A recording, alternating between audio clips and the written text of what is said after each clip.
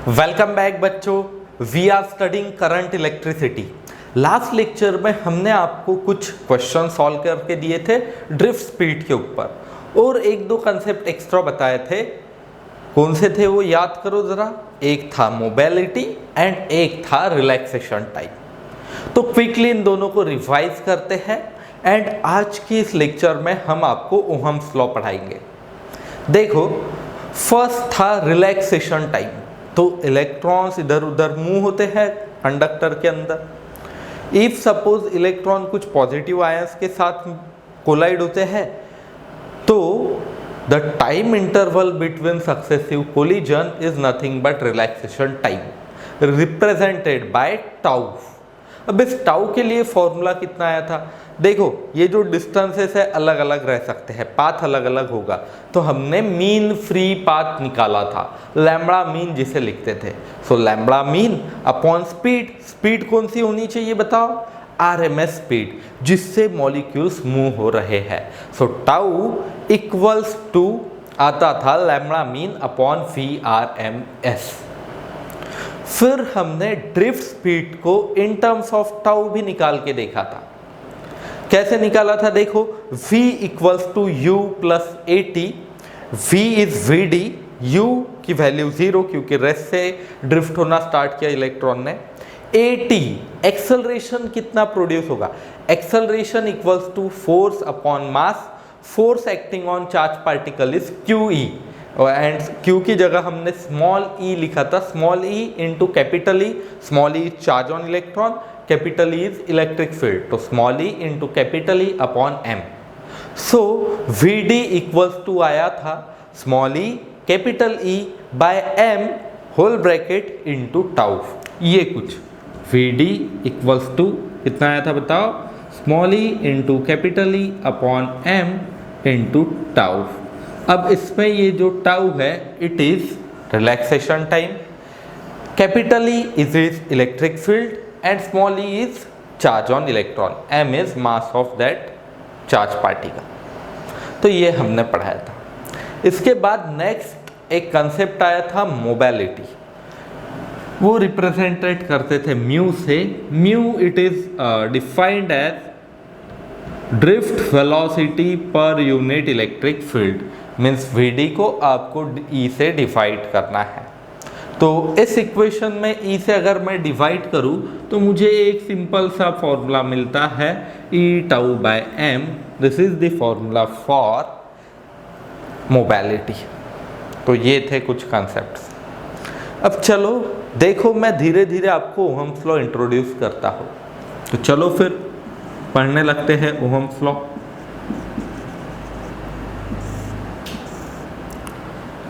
देखो, एक सपोज अगर मैं ऐसा सेक्शन लूँ, एक सेक्शन लेता हूँ छोटा सा, बड़ा सा कंडक्टर था उसमें से छोटा सा सेक्शन। इसकी जो लेंथ है L इक्वल्स टू कितनी होगी? VD into delta T.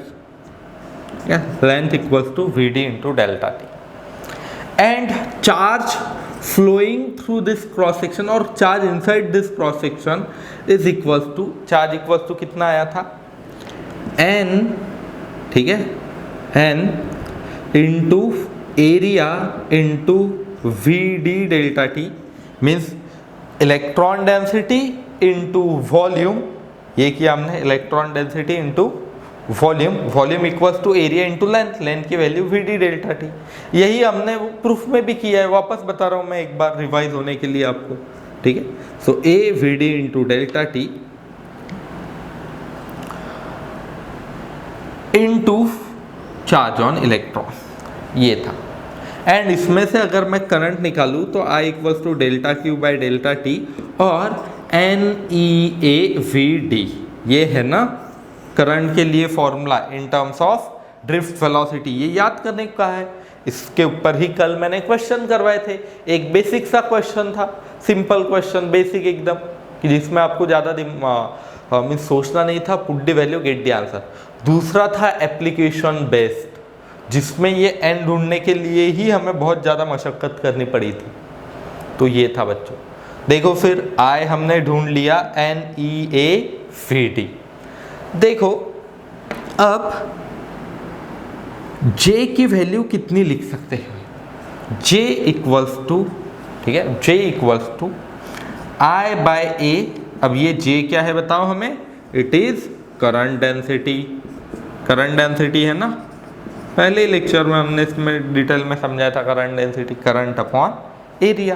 तो इस इक्वेशन को अगर मैं एरिया से डिवाइड करूं तो हमें मिलेगा NEVD। ये हमें क्या फॉर्मूला मिलेगा? J equals to NEVD।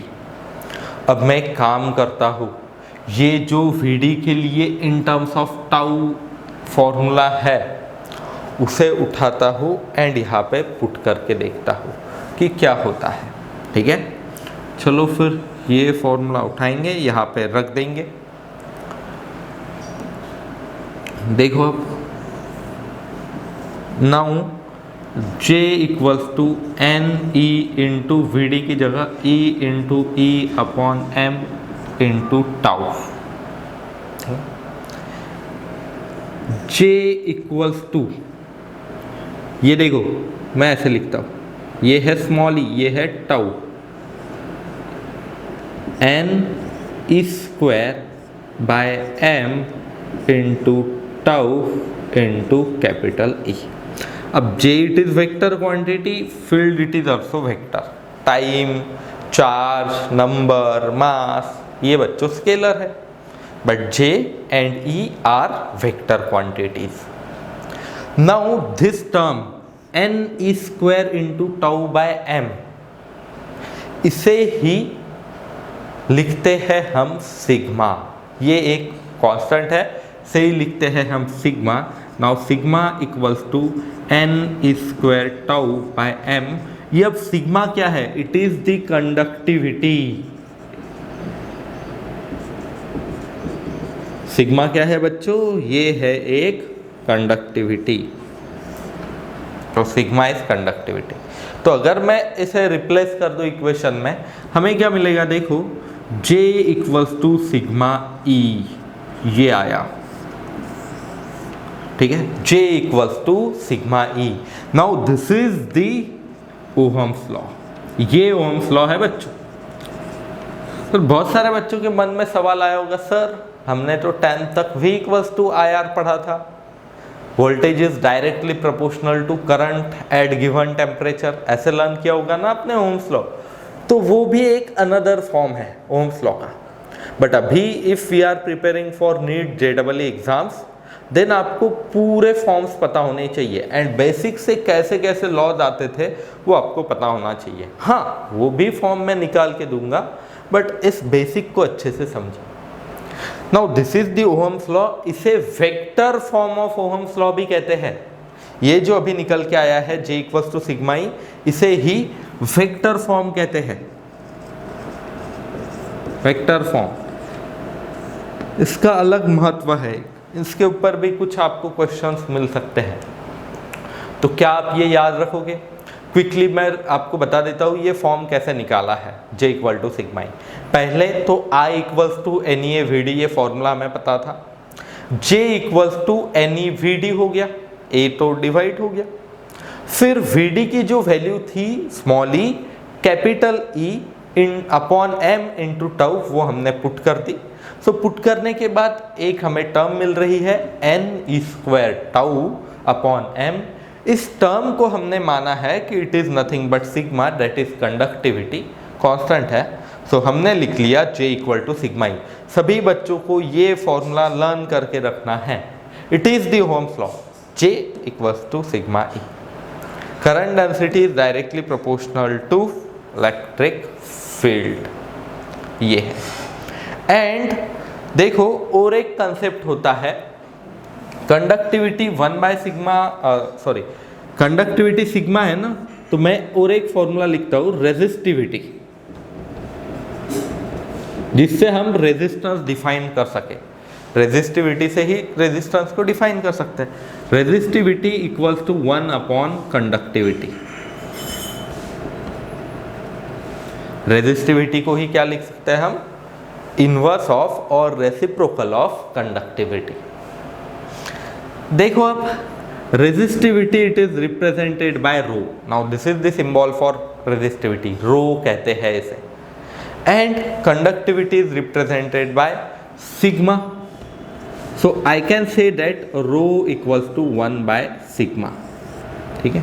And 1 by sigma means ये जो कांस्टेंट लिखा है इसका रेसिप्रोकल कितना होगा, ये m upon n E square tau. ये होगा, याद होना चाहिए आपको, m upon n E square tau. That is the resistivity represented by rho and resistivity equals to 1 upon sigma और 1 अपॉन कंडक्टिविटी. ठीक है. तो क्या ये फॉर्म आप अच्छे से याद रखोगे? तो चलो फिर लिख लो इतना.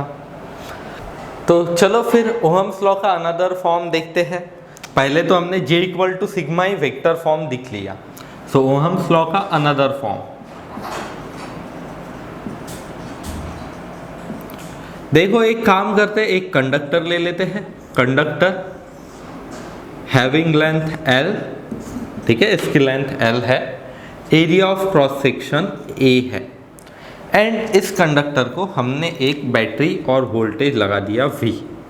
ठीक है, क्या लगा दिया हमने? एक बैटरी हैविंग वोल्टेज V. यहाँ पे एक की लगाई है. इस की का पर्पस होता है स्विच को ऑन ऑफ करना. ठीक है, की क्लोज्ड है मीन्स स्विच क्लोज्ड है मीन्स करंट फ्लो हो रहा है. ठीक है. देखो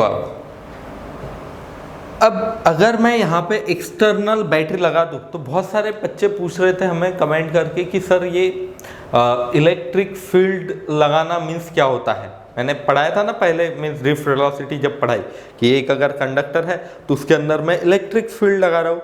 तो बच्चों ने पूछा सर ये इलेक्ट्रिक फील्ड लगाने का मीनिंग क्या है. मीन्स बच्चों बैटरी कनेक्ट करना.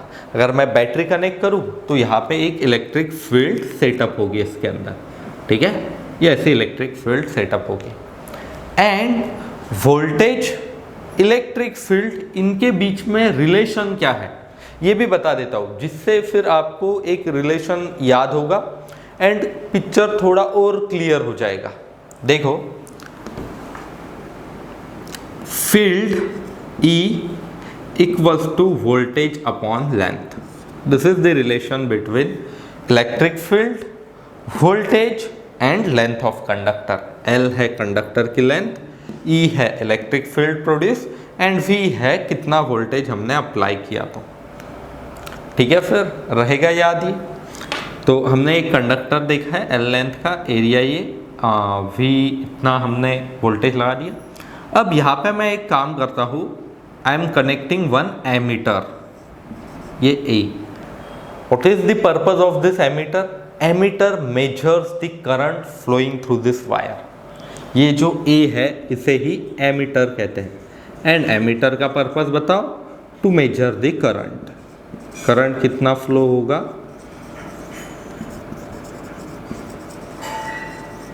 ये एमीटर मेजर करता है. ठीक है, फिर चलो फिर आगे बढ़ते हैं. देखो थोड़ी देर पहले ही एक फॉर्मूला हमने निकाल लिया था. एक फॉर्मूला निकाला था ना, J इक्वल्स टू. तो देखो J इक्वल्स टू फॉर्मूला क्या था? J equals to sigma into E. ठीक है, J equals to sigma into E. Ohm's law का वेक्टर फॉर्म है. But we know that J equals to current density. Current density क्या होती है? Current upon area. ये हमने पहले ही देख लिया था फॉर्मूला. साथ में ही क्या मैंने एक और फॉर्मूला पढ़ाया है आपको, sigma equals to 1 by rho और rho equals to 1 by sigma. Same ही है, वन एंड सेम थिंग कि rho equals to 1 by sigma और sigma equals to 1 by rho. अब हम एक काम करते हैं, ये तीनों वैल्यूज रिप्लेस कर देते हैं इसमें. देखते हैं क्या होगा. ये इलेक्ट्रिक फील्ड, ये J एंड ये सिग्मा. सो J की value I upon A equals to sigma 1 by rho into V by L. So V can be written as rho into L upon A into I. V इस formula को हमने rearrange किया sorry row multiply में चले गया, L भी multiply में चले गया, तो ये ऐसे दिखेगा कुछ v equals to rho L by A into I. ये जो rho L by A term है इसे ही हमने कहा है रेजिस्टेंस। एक टर्म और डिफाइन की, rho L by A equals to R, that is resistance.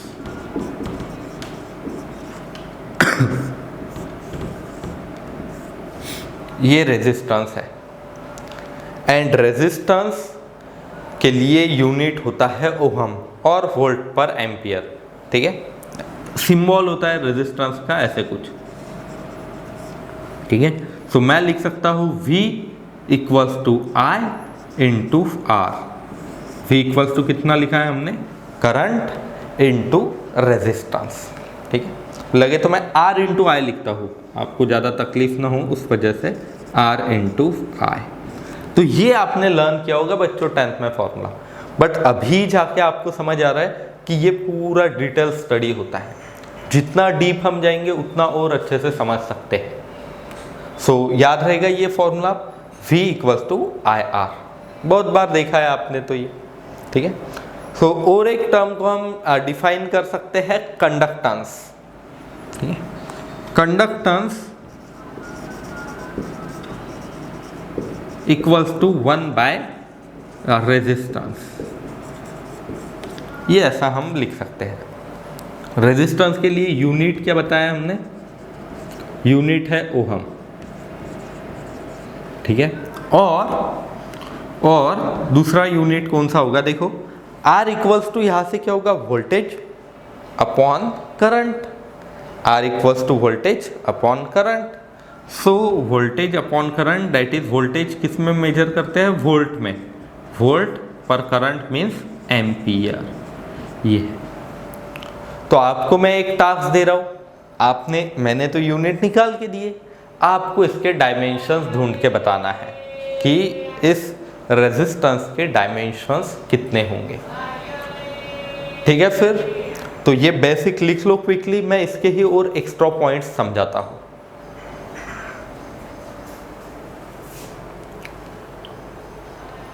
तो देखो फिर अभी लॉ क्या निकाला हमने, voltage is directly proportional to current और voltage equals to I into R. तो इसे लॉजिकली भी समझ सकते हैं। देखो ऐसे कुछ आपने पहले भी देखा होगा, अगर मैं ये यहाँ पे 3 वोल्ट रखूँ तो यहाँ पे कुछ करंट होगा, बट इफ सपोज मैंने यहाँ पे वोल्टेज की वैल्यू बढ़ा दी, ज़्यादा कर दी, 3 की जगह I am using the battery of 6 volt, क्या होगा बताओ, करंट फ्लोइंग बढ़ जाएगा। एंड ये करंट कहाँ पे दिखेगा हमें, इस एमीटर में।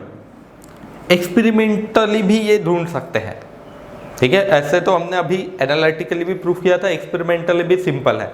वोल्टेज को बढ़ाओ, वोल्टेज को बढ़ा दिया, इसमें से ज़्यादा करंट पास होगा।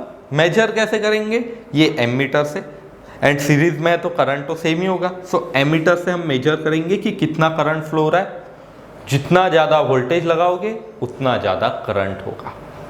Means voltage is directly proportional to current. And अगर मैं प्रोपोर्शनलिटी की साइन हटा दूं तो एक कांस्टेंट से हमें मल्टीप्लाई करना होगा, उस कांस्टेंट को कहते हैं R। एंड R के लिए तो फॉर्मूला बताई है हमने, रो एल बाय ए। इस फॉर्मूला के ऊपर बहुत सारे क्वेश्चन है, previous year neat and JEE में भी इसके ऊपर क्वेश्चंस आए हैं, but direct rho L A की वैल्यू पुट करो आंसर निकालो ऐसे नहीं है, थोड़ा दिमाग लगता है उसमें। मैं सॉल्व करके दूंगा क्वेश्चंस भी आपको, तो आपको भी ज़्यादा टेंशन लेने की ज़रूरत नहीं है।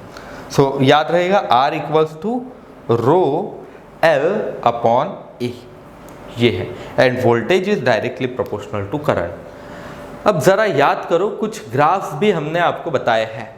ग्राफ्स कैसे देखते हैं, देखो इफ सपोज मैं VI कैरेक्टरिस्टिक्स निकाल के देखूं तो VI कैरेक्टरिस्टिक्स कैसे दिखेगी, वोल्टेज ऑन Y एक्सिस, ठीक है, current on X, voltage on Y axis, current on X। So V equals to IR। तो देखो Y इक्वल्स टू MX, ठीक है, Y की जगह है वोल्टेज, ठीक है, X की जगह है करंट। तो y equal to M X ये किसका ग्राफ है?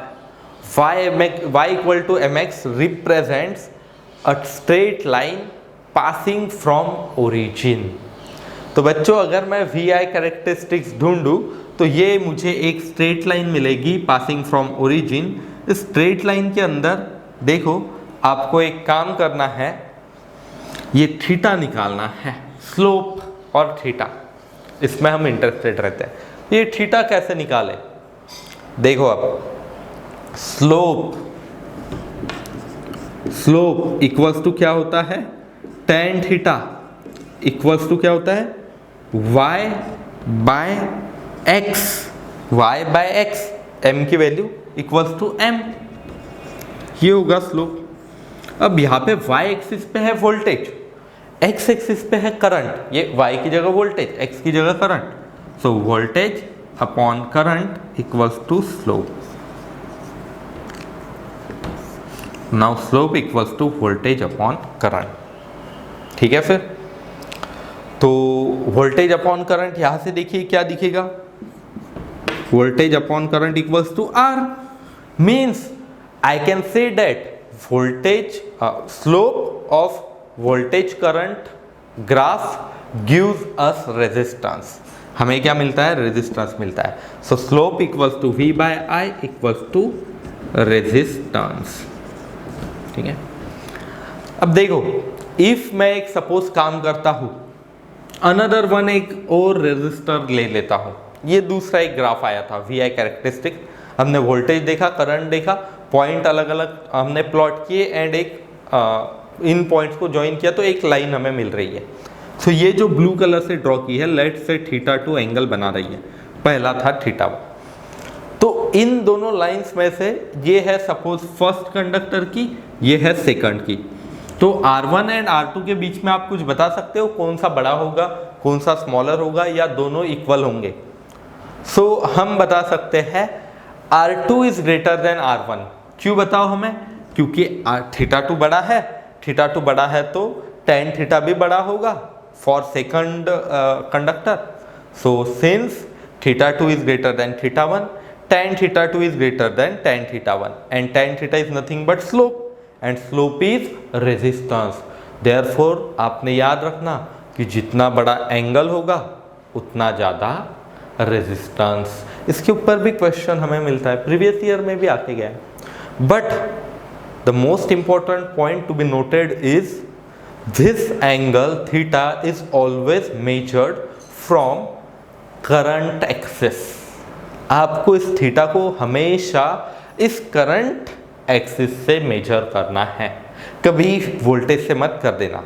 हाँ, आपको कंफ्यूज करने के लिए एग्जामिनर आपको ऐसे कुछ दे देगा, यहाँ पे वोल्टेज, यहाँ पे करंट, ऐसे graph. Then what you will do is measure angle from current axis, यहां से मेजर करना एंड अब आंसर्स देना, ठीक है।